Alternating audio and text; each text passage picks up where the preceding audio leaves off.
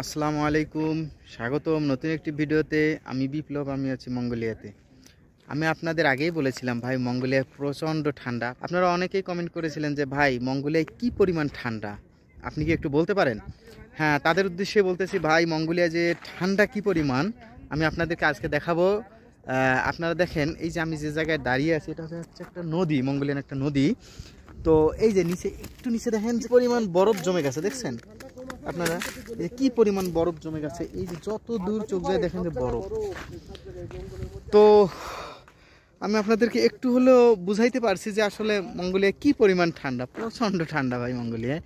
এই যে এই সাইডগুলো দেখেন, এই সাইডে সব নদী ছিল আগে, নদী ফিল আপ হয়ে গেছে বরফের কারণে।